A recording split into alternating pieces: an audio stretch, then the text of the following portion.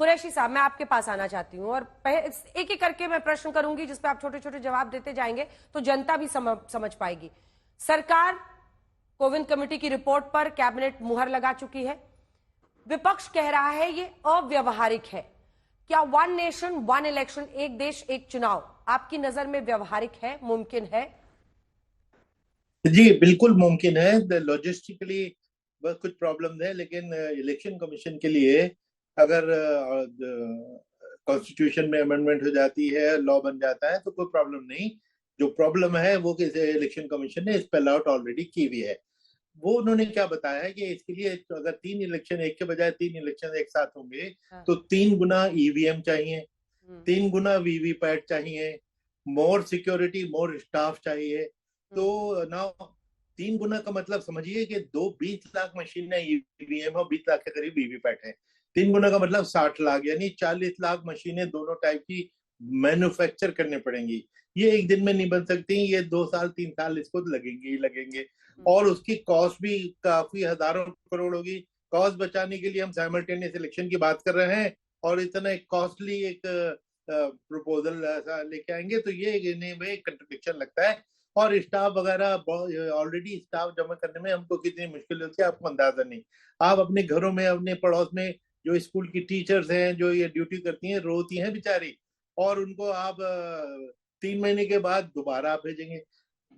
तो एक तो ये, दूसरी जो इस कमेटी में जो कमेटी की रिपोर्ट एक लिहाज से अच्छी है कि बड़ी डिटेल्ड है, एग्जॉस्टिव है, और उन्होंने हर किस्म की बात, अच्छी या बुरी, दोनों आर्गुमेंट पूरी सच्चाई से रिकॉर्ड करती हैं। तो it's a very good historical document. लेकिन जो रिकमेंडेशन है उनमें बहुत फ्लॉ है। सबसे पहली चीज तो उन्होंने खुद ही कहा कि जी साइमल्टेनियस इलेक्शन का मतलब हमारा एमपीज एंड एमएलए है, तो पंचायत नहीं है ना। एमपीज और एमएलए 544 एमपीज हैं, 4000 एमएलए है, 5000 लोगों के लिए आप साइमल्टेनियस इलेक्शन इसको बोलें, ये तो गलत है। और 30 लाख जो इलेक्टेड रिप्रेजेंटेटिव आपने उनको निकाल के अलग कर दिया। फिर दूसरा इनके रिकमेंडेशन जो अगेन अजीब सी है कि 100 डेज के बाद इलेक्शन होगा। 100 डेज के बाद election is not simultaneous election, it's a new election, different election, totally new बंदोबस्त, हर चीज दोबारा रिपीट होगी। और पर्टिकुलरली इस वक्त जबकि सारा स्टाफ अभी बड़े इलेक्शन करके 1.5 करोड़ लोग थके हुए, उनकी थकन भी नहीं उतरी होगी, आप दोबारा उनको इलेक्शन के लिए भेजेंगे, ये भी सोचिए। तीसरी रिकमेंडेशन में जो इनके एक फ्लॉ है कि साहब अगर कोई विधानसभा गिर जाती है तो वो इलेक्शन तो होगा, तो फिर साइमल्टेनियस इलेक्शन कहा गया, लेकिन वो सिर्फ रिमाइंडर ऑफ द टर्म के लिए होगा।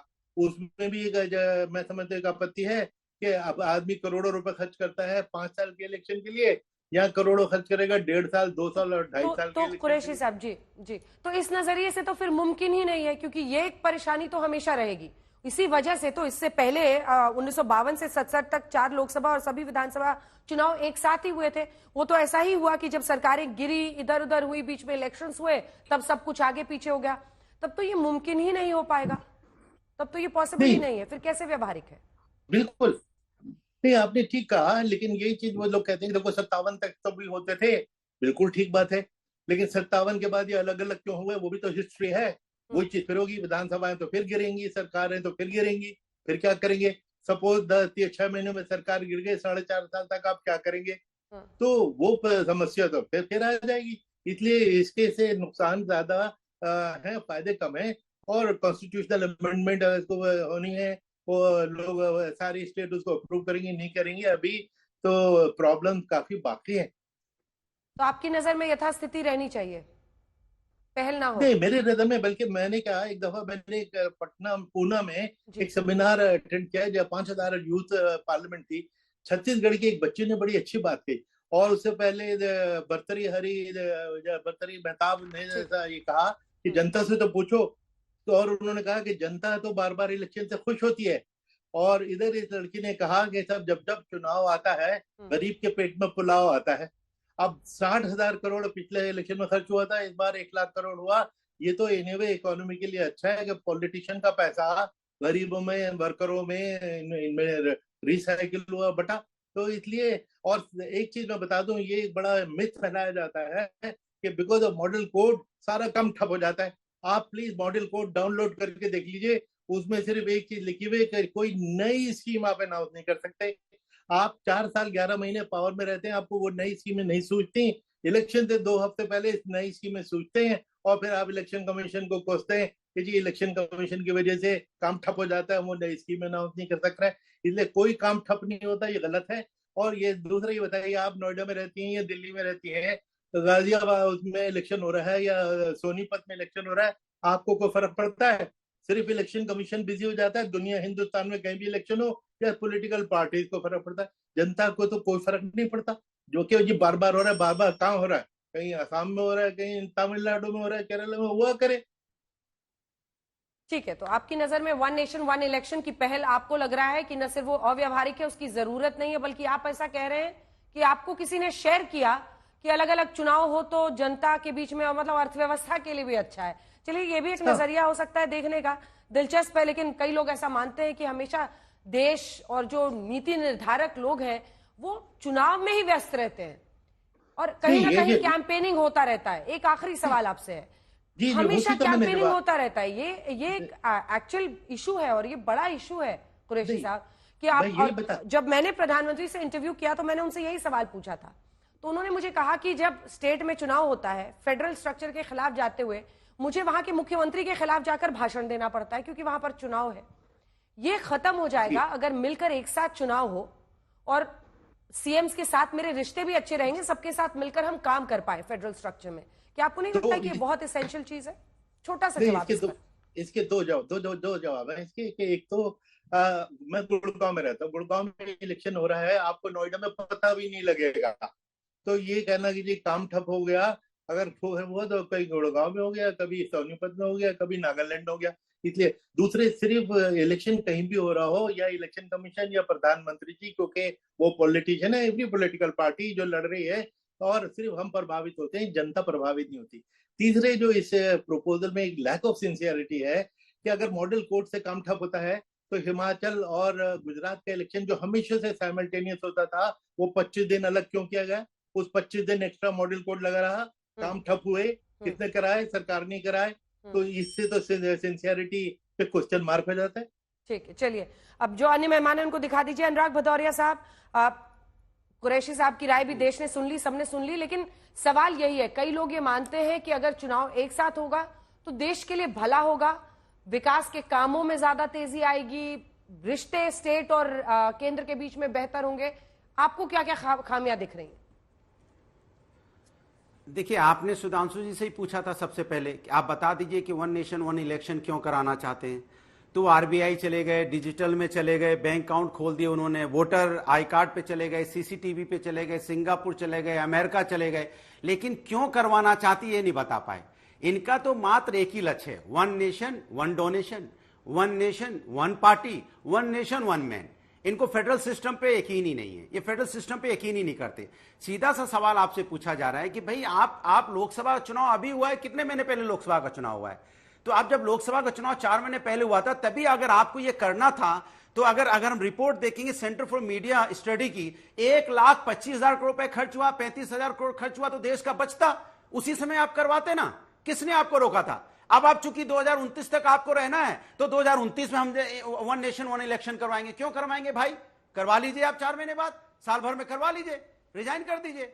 क्योंकि आपको ये सब कुछ नहीं करना है, क्योंकि आपको पता है अभी 2025 में भी चुनाव है, 26 में, 27 में उत्तर प्रदेश में है, 25 में बिहार में है, 26 में पश्चिम बंगाल में, जहां सब जगह हार रहे हो। सरकार भी आपकी किसी तरह से चल रही है, बैसाखी पे टिके हो, ये भी सरकार जा सकती है। तो आप एक रास्ता खोज रहे हो कैसे मुझे बचना है, ये बचने का रास्ता है, क्योंकि सरकारें आपकी स्टेट से भी जा रही हैं। अगर यही आपको करना था, जो पार्टी 4 राज्यों का चुनाव नहीं कर पा रही है एक साथ, वो कपकपी छूट रही है उसकी, वो क्या चुनाव कराएगी भाई? आज देखिए, महाराष्ट्र का चुनाव नहीं करवा पाई है, झारखंड का चुनाव नहीं कर पाए, अरे दिल्ली का ही चुनाव करवा दीजिए आप, छोड़िए आप, अगर इतनी हिम्मत आप में है तो। आप 2-2 स्टेट का चुनाव, हरियाणा का चुनाव नहीं कर पाए, आप सिर्फ हरियाणा और जीके का, आप कश्मीर का चुनाव करवा पा रहे हो आप, तो आप कैसे चुनाव करवा देंगे पूरे राज्यों का और पूरे सेंटर का? इसलिए आपका देखिए, आपका क्या है, आप पीडीए को खत्म करना चाहते हैं। आप सामाजिक में जो लोगों को हम जिस तरह से ऊपर लेके आ रहे हैं, क्योंकि फेडरल सिस्टम है, हर आदमी को आगे बढ़ने का मौका मिल रहा है। संविधान में आप परिवर्तन करना चाहते हो अंजना जी, ये संविधान और लोकतंत्र के लिए ये बीजेपी हमेशा खतरा रही है, आज भी संविधान और लोकतंत्र के लिए खतरा है। क्यों मैं बता रहा हूं, ये जो भी बिल लेके आते हैं आज की डेट में, इन्हें वापस करना पड़ता है। किसान का बिल इन्होंने वापस किया, लेटर एंट्री इन्होंने वापस की, वक्फ बोर्ड वापस कर आ गए उस पर, जिस तरह से इन्होंने अग्निवीर योजना लेके आए थे 50% पे आ गए, अब 100% पे आएंगे। इसी तरह ये बिल भी वापस नहीं, उसी तरह से ये भी वापस करेंगे, ये जो लेके आए ये भी वापस करेंगे, क्योंकि इनको करना कुछ नहीं है, सगुफा छोड़ना है। सगुफा छोड़ देते हैं, टीवी में डिबेट होती है, उनको जनता के मुद्दों को जवाब ना देना पड़े। अरविंद वाजपेयी वो कह रहे शगुफा है ये सिर्फ। देखिए ऐसा है, देखिए ऐसा समाजवादी के जो प्रवक्ता है, ये तो चुनाव, ये हर चीज से नजरिए से सारी चीजें देख रहे हैं। सवाल ये नहीं है, सवाल ये है कि देश के विकास के लिए ये बढ़िया है, ये विचार अच्छा है कि नहीं।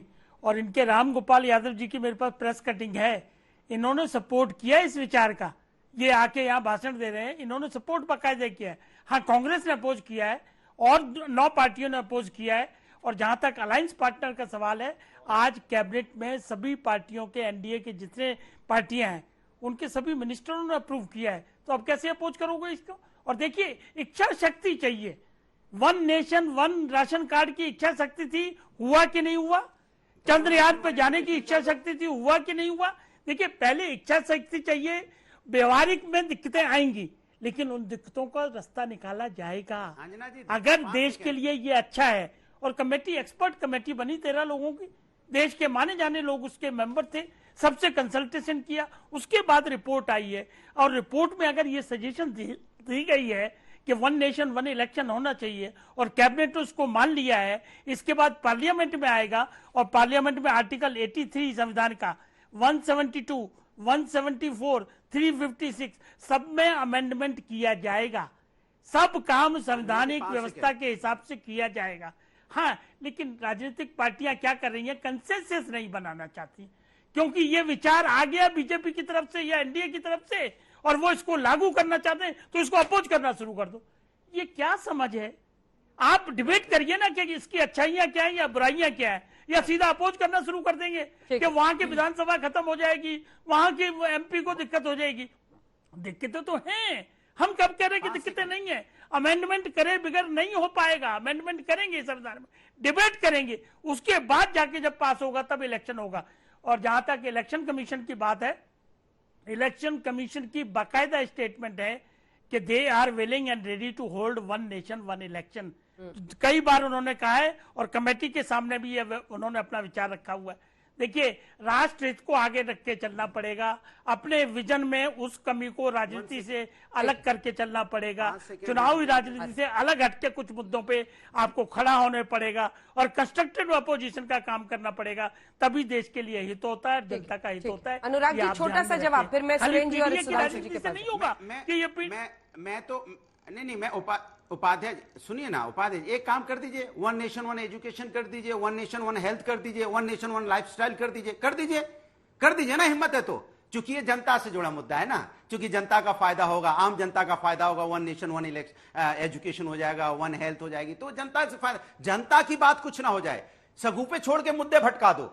अब हम सब डिबेट कर रहे हैं इसी पे बैठे बैठे, होना कुछ नहीं है। किसान आंदोलन में कितने दिन डिबेट हुई थी, सालों साल चली थी, सालों साल प्रदर्शन चला, बाद में वो बिल वापस हो गया। गुफा क्या हुआ? अनुराग जी, अनुराग जी, एक सेकंड। कोविंद कमेटी बनाई गई, इस कमेटी के जो सदस्य हैं उनके भी नाम आप जानते होंगे, रामनाथ कोविंद जी पूर्व राष्ट्रपति, गृहमंत्री अमित शाह, धीर रंजन चौधरी, हालांकि बाद में उन्होंने वो इससे अलग हो गए, गुलाम नबी आजाद, एनके सिंह पूर्व चेयरमैन जो नीति आयोग, वित्त आयोग के रहे हैं, सुभाष कश्यप, हरीश साल्वे, संजय कोठारी। एक कमेटी ने 300 पन्ने की रिपोर्ट बनाई, उस रिपोर्ट को भारत की सरकार के कैबिनेट ने मंजूरी दी है। अब डिनाई में क्यों है कि कुछ हुआ ही नहीं है? खबर आ रही है, एक देश एक चुनाव पर प्रधानमंत्री नरेंद्र मोदी का पोस्ट आया है, समिति की सिफारिशें मंजूर की गई हैं। आपको बता दें, इससे पहले कैबिनेट ने जो 300 पन्नों की रिपोर्ट थी उसको मंजूर किया, पास किया और इस रिपोर्ट में इस बात की सिफारिश है कि 2029 तक जो राज्य सरकारें पहले भी खत्म हो रही हैं उनका एक्सटेंशन कर दिया जाए और 2029 की तैयारी अभी से की जाए। जैसे आपने कुरैशी साहब को सुना कि मुमकिन तो है, लेकिन उसके लिए बहुत सारी ईवीएम मशीन्स चाहिए होंगी, लगभग 60 लाख मशीन साथ में चाहिए होंगी। तो ऐसे में बड़े पैमाने पर 3-4 साल की तैयारी के बाद ही 29 में ये मुमकिन हो पाएगा। अपनी बात पूरी कीजिए सर, बात काफी आगे चली गई है। नहीं, मैं आपसे कह रहा हूं कि उस कमेटी में कितने विपक्ष के नेता थे, किन किन नेताओं को उन्होंने इंक्लूड किया था? किसी को नहीं किया। इन्होंने खुद कमेटी बनाई, कमेटी बना के खुद अपने हिसाब से रिपोर्ट पेश करवा ली। अरे आप इसको चर्चा पहले पार्लियामेंट में इस पर लाना था तो पार्लियामेंट में एक चर्चा तो कर लेते हैं। चर्चा करने के बाद आप इसको लेके आते। भाई आपने विपक्ष के किन नेताओं से संपर्क किया? आप देश के अंदर में एक तानाशाही चलाना चाहते हैं क्या? कमेटी भी आपकी, रिपोर्ट भी आपकी, लागू भी आप कर देंगे तो जनता क्या करेगी भैया? इसके मतलब सत्ता का दुरुपयोग कर रहे हैं आप, सत्ता का दुरुपयोग कर रहे हैं आप। ठीक है, इसी पर जवाब ले लेते हैं, फिर सुरेंद्र जी बोलेंगे। ठीक है, सुधांशु जी। देखिए, गंभीर डिबेट में नॉन सीरियस ढंग से किस ढंग से विषयों को इधर उधर किया जाता है या ध्यान ही नहीं देते, वो अनुराग भदौरिया जी से दिखता है। भाई इसमें नेता कहां थे पार्टी के? भाई ये एक्सपर्ट्स की रिपोर्ट थी। अब जब ये कैबिनेट से मंजूर होगी, जब सदन में आएगी तो सब पार्टियों के नेता बोले। तो या तो आपने देखा ही नहीं या आप इतना नॉन सीरियस होके बोल रहे हैं कि विपक्ष के कौन से नेता थे, सत्ता पक्ष का कौन सा नेता था ये बताइए। अरे भाई ये विशेषज्ञों की समिति थी, इसीलिए मैं कह रहा हूं ये गंभीरता का मुद्दा है और इसको गंभीरता से ध्यान रखना चाहिए और उसके अनुसार कार्य करने की बात कही है। यदि ये कहा गया है, मान लीजिए उसने सिफारिश की है, मंजूर होगी, वो उसके बाद पता लगेगा कि 2029 से पहले जो विधानसभाएं खत्म हो रही वो आगे बढ़ेंगी, तो कर्नाटक को भी लाभ होगा, पंजाब को भी लाभ होगा कि नहीं होगा? तमिलनाडु को लाभ नहीं होगा, बंगाल को लाभ नहीं होगा। अब इसमें राजनीति ढूंढने का प्रयास करना, तो मेरे विचार से एक गंभीर विषय है और इसको ईमानदारी से देखना चाहिए। और जो आप बात कह रहे हैं, यहां पर एक और भी बात मैं कहना चाहता हूं। एसवाई कुरैशी साहब ने कहा, उनकी बात से एक पक्ष उनका जरूर था कि 100 दिन के अंदर दोबारा सारे कर्मचारियों को लगना पड़ेगा, पर दूसरी बात से मैं बिल्कुल असहमत हूं। भारत में तो एक व्यवस्था लागू है, सांसद और विधायक की सीट रिक्त होती है तो वो चुना जाता है सिर्फ रेजिडुअल टेन्योर के लिए, फुल टर्म के लिए नहीं कि बीच में सीट रिक्त हो गई अब वो 5 साल रहेगा। ऐसा तो नहीं होता महोदय। ठीक है, अगर 2 साल में, अब मैं स्वयं अपना उदाहरण बताता हूं, मैं पहली बार अरुण जेटली जी की सीट पर आया तो 4 साल का ही टेन्योर था, जो बचा हुआ टेन्योर था। तो ऐसा भी नहीं है कि ये व्यवस्था कोई ऐसी अजूबी व्यवस्था है जो भारत में कहीं अभी तक लागू नहीं है। ये एक डायरेक्शन में लागू है और उसी ढंग से इसको एक बड़े स्तर पर भी लागू किया जा सकता है। और वो आपकी बात सही है, जब जब कोई संवैधानिक जटिलताएं आती हैं तो समय समय पर संविधान संशोधन करके उनका समाधान निकालने का प्रयास किया जाता रहा। हाँ, जो इन्होंने कहा कि लोकतंत्र खत्म करना चाहते, तो मैं सारे दर्शकों से कहना चाहता हूं, पहले 50 साल कांग्रेस का शासन रहा, केवल कम्युनिस्टों की सरकार छोड़ दीजिए, एक विपक्षी सरकार बताइए जो कार्यकाल पूरा की हो, 47 से 98।